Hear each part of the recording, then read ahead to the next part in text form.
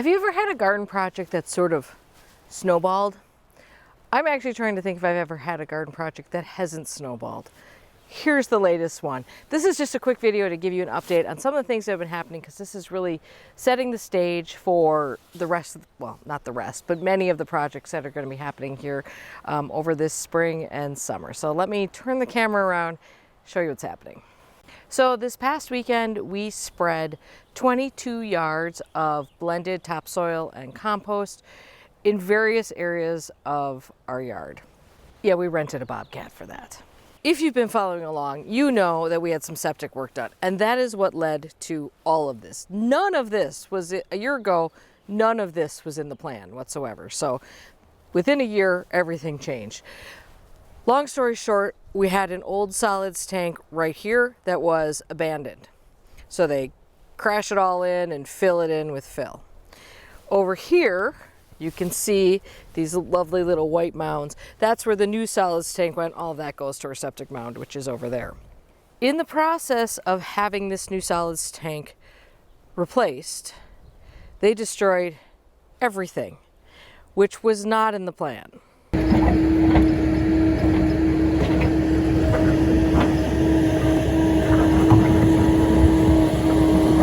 So you would think that by now I would know enough to know that anytime you have machinery brought in, it's way more destructive than you think it's going to be. And certainly that was the case in this situation. So for instance, this area was a garden before, and I knew that this septic tank was going to be abandoned. So I took all the plants out of here and I put them over in the vegetable garden for winter. So I dug out everything, and I was told as long as I went from the tricolor beech there to the ginkgo here and cleaned out this area, we'd be fine. But what really happened was that they drove over all of this. They drove over all of this, which is very, very sad because there are plants in there. Now I think I see them coming up, but these were big plants in there. This is Hylomecan japonica, which is a very difficult to find plant that was driven over and half buried. So I'm just waiting to see what's salvageable in this area before I deal with it. And then of course, over here, they had to dig a big hole there, and then they destroyed the whole lawn, including this area right here. If you've been following along on this adventure, you know that this area behind me is where I'm working on a garden with Roy Diblik, which we are meant to install in about 3 weeks. So that was a bit of a problem. Even though the soil in this area was actually pretty good, it was kind of nice woodlandy soil, it was all ripped up and there was all sorts of sand because if you dig down 2 feet, you're in sand here. So it was all sand and it was a big mess. There was also, many of you pointed out, there was a tree stump somewhere over there from a tree we had taken down, and that's how this whole bed came to be, is that we had that tree taken down. When I first showed this, a lot of you asked what I was going to do with that tree stump, and I said we were going to plant around it. And then I thought, and I said, why would I do that? That is ridiculous.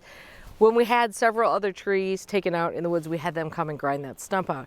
And I had asked them to take out all the wood chips. They didn't.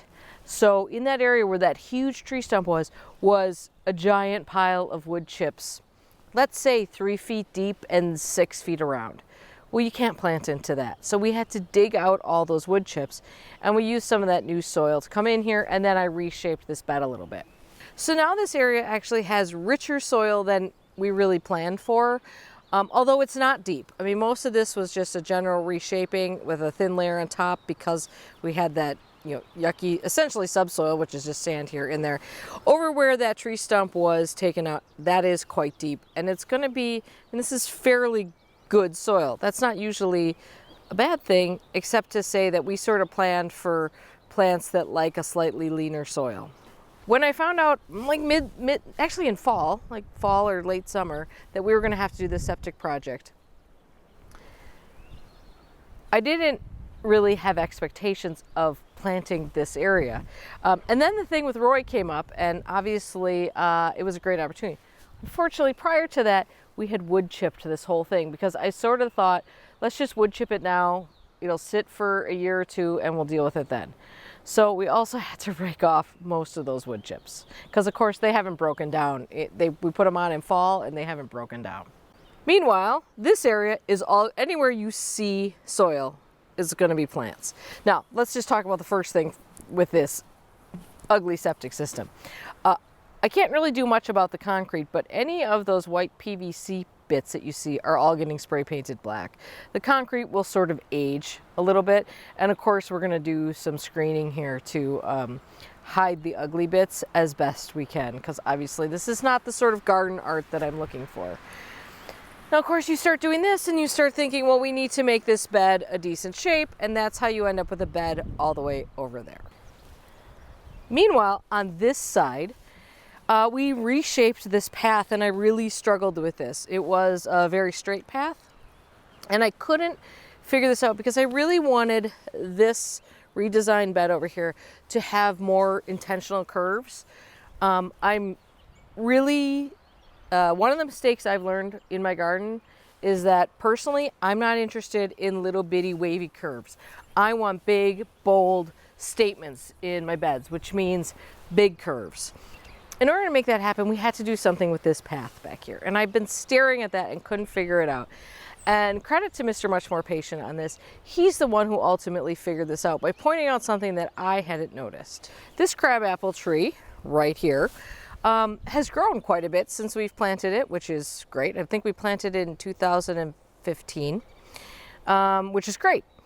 And I didn't realize that it was actually really sticking out into the path. You can see where the old path was by where we added the new soil here. And because it's over the top of my head, but it is not over the top of Mr. Much More Patient's head. So he pointed out that we could really curve the path around it, and that was a great idea. So now we've got this slightly curvy path, and we were able to create a really interesting bed shape in this garden, which was really important to me. So this bed got a little bit bigger because I had to adjust the curve, so we'll have to plant some of that. This bed actually got smaller than it was, which is just fine with me. And then we walk around here, and I adjusted this curve. You'll have to sort of follow the paint line a little bit, but I adjusted this curve to come all the way around and sort of match this. And if you guys remember, I adjusted this bed line last year, and now I did it again. And I have created a bed outline over here that mimics the oval part of the circle garden over there, which leads me to this. Now it's a little messy over here, but leads me to this almost 90-degree turn in my garden, which I basically never do. But I think it was necessary in this point. We'll see how it flows.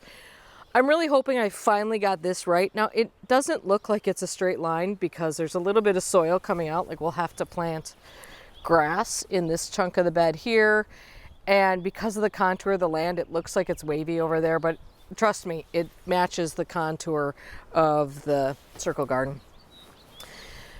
So hopefully we've nailed it. I don't have any idea what's going to go here. I am planning on redoing this path. It's been a problem from the get-go. No one wants to walk on it because it looks scary as hell, and they're not wrong. So I've got a bit of an idea about what we're going to do there, but it's just a few other things that are coming before that. So you'll notice anywhere where there's straw is where we've put down grass seed. Should we have planted grass seed? No, we shouldn't have, because it's too cold. It will not germinate at this temperature. I'm not in charge of the grass around here. So I go with what needs to be done. Plus, we didn't really want all this. We did have to put down a thin layer of this topsoil compost mix where the lawn had all been messed up, and we had to fill in all the tractor trenches and stuff. So there was a lot of lawn repair we had to do. So we did put seed down. It should be fine because we covered it up and everything. It will germinate eventually, just won't germinate right now because it's, again, too cold. So again, none of this was planned. Which means I don't have a great plan going into this. Now, of course, I have a great plan for the bed I'm working on with Roy, and that's really where the focus is going to lie. That's my goal, is get that looking good. Roy's going to be up here in a few weeks, and we're going to work on that. So that's the goal. I'm going to take most of the plants that came out of where the septic solids tank was and put those over where the new tank is. Lots of shrubs and stuff. The farther away from the house the garden is, the more easy care I like it to be, and the more deer resistant it needs to be. Although I do protect everything with the deer repellent, the farther it is from the house, the less likely, or the more likely they are to go over there and just taste test everything anyway. What I don't have is a plan for right here, and I don't have a plan for this bed, which isn't really the way I care to operate, but I do have a ton of plants ordered. So we'll figure that out. I mean, I think I'm going to actually design that on the fly, which is not what I like to do. And you can see it's gotten me in a little bit of trouble because for instance, I had to undo some of the things that we did over there. As for back here in this corner, there was a tree. You might be able to see it sitting up on the mound there. This was right in this spot right here was a Catinus virginica fringe tree that didn't do well when it was over by the patio, and then I sort of moved it out of there and stuck it here, and it didn't really do well here, and it just wasn't performing. So I thought, we are fixing up this area, get it out of there, stop limping this thing along, and perhaps a new tree will go here, perhaps not. Again, not a high priority item right now. Right now I'm just interested in seeing what happens to this bed. I see the bird bath has fallen over there. There also is a path through here, or was.